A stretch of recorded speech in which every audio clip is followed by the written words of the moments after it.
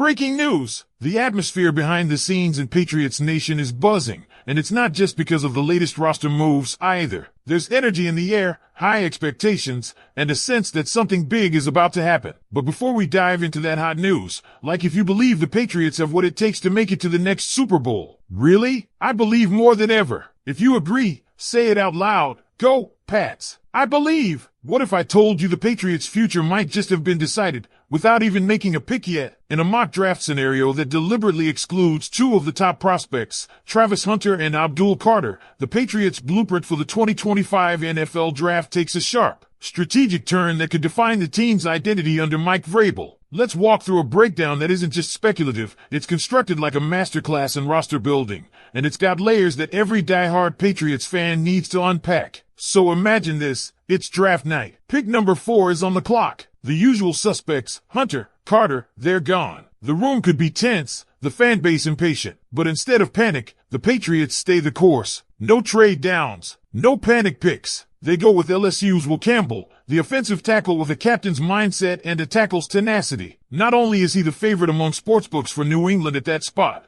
but analysts like Jeremy Fowler are already labeling him a potential All-Pro at either guard or tackle. He's got the frame, the experience, and perhaps most importantly, the grit to anchor the left side of the line. Now here's where it gets spicy. Despite the temptation, the Patriots don't trade down even with Hunter and Carter off the board. Why? Because they need a tackle like a fish needs water. Well, Campbell isn't just a fill-in, he's a plug-and-play future leader. Remember when people said Joe Burrow's hands were too small? The same nitpicking is happening with Campbell's arm length. Don't buy it. He's already better than half the tackles in the league. Today, round 2, pick 38. The board is wide open. The Patriots grabbed Luther Burden III out of Missouri, a lightning-fast, precise route runner who dropped only 3 passes and 61 receptions last season. He's not your 1,000-yard WR1 yet, but next to Stephon Diggs, he doesn't need to be. This duo could be a nightmare for secondaries, and more importantly, it gives rookie QB Drake Maye something he's desperately needed, weapons. The build continues into round 3,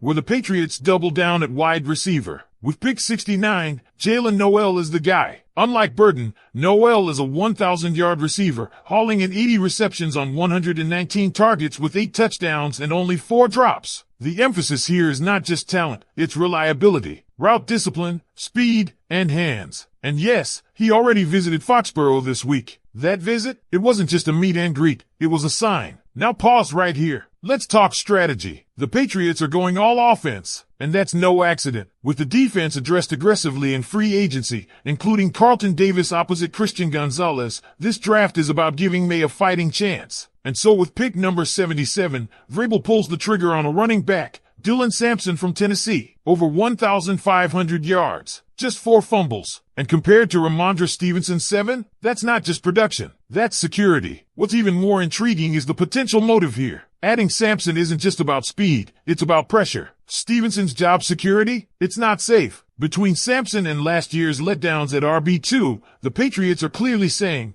produce or get out of the way. Michael Hasty didn't move the needle. Sampson might. Now let's look at round 4. Pick 106 brings Jacob Parrish, a cornerback out of Kansas State. Even with the Davis-Gonzalez duo and depth guys like Alex Austin, adding to the secondary is smart. It's about development, future-proofing, and ensuring that this defense doesn't just flash in 2025, it lasts. And it's not just Parrish. Later picks bring in M. McWilliams from UCF, another DB. That's not a coincidence. It's a culture shift. Round 5 brings a bit of a question mark. Mitchell Evans, tight end from Notre Dame. With Hunter Henry, Austin Hooper, and the largely untested Gene Bell already on the roster, this might look like overkill. But again, think beyond the chart. Evans might not be needed today, but in a Josh McDaniels offense, developmental ceiling matters. But here's where things get really fun. The Patriots don't stop at one running back. They snag Woody Marks from USC, a later-round speedster who gives them insurance in case Sampson isn't available. What this says loud and clear, the Patriots are not banking on Stevenson long-term. They want versatility, speed, and youth at running back. They want a fresh, dangerous ground game for Drake Maye. Then comes the trenches again, round 7, Jackson Slater. A center, maybe a guard. He's not starting tomorrow, but he's protection insurance. Bradbury might hold that role for now, but Slater is a learner. Another plug in the dam, another step toward line stability. And finally, the wild card, pick 238, M. McWilliams. Is he going to start? Probably not. But will he compete in camp? Absolutely. He might be the next special team standout, or he might push someone like Del Pettis or Alex Austin for a role in the secondary. And let's not forget this, these picks aren't locked. With 2 5ths and 2 7ths, including ones from the Chargers and Cowboys, the Patriots have the ammo for a mid-draft trade. A surprise move for a veteran wideout like Tyreek Hill or a shift toward Breece Hall territory? Nothing's off the table. And with Joe Milton already out the door, don't rule out a late quarterback flyer either. So here's the big question I'm throwing to you, the fans.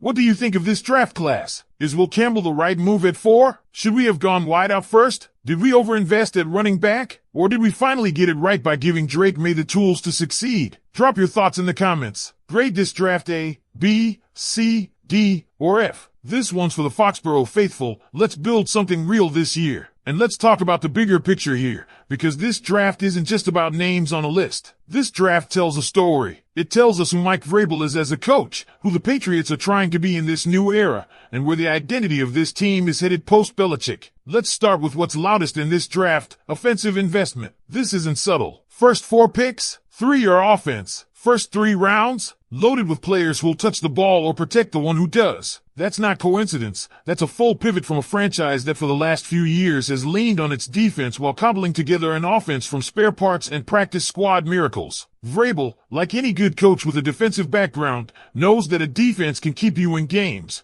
but offense is what wins them. And this offense has been starving for a spark. Now with Stephon Diggs in town and Drake Maye set to become the guy, this draft class surrounds him with weapons that are fast, reliable, and most importantly, young. You don't just want bodies in the huddle. You want chemistry that can grow over seasons. Burden, Noel, Sampson, these aren't rentals. They're roots. And this isn't just about Maye. It's about building an offense that can't be ignored. Last season, we were predictable. Defenses stacked the box, blitzed aggressively, and dared us to beat them through the air. Most weeks, we couldn't. That changes when you've got receivers who can burn DBs, a line that holds its blocks, and a backfield that can strike fast or wear down a defense over 4 quarters. Let's circle back to Will Campbell again. This pick might be the most boring to casual fans, but real ones know left tackles are franchise players. You can't build an offense without protecting your quarterback's blind side. Campbell is that guy. He's a starter day 1 and a leader day 2. He's got the makeup of a guy who'll be anchoring our line until 2030. That's not a gamble. That's a foundation. And speaking of stability,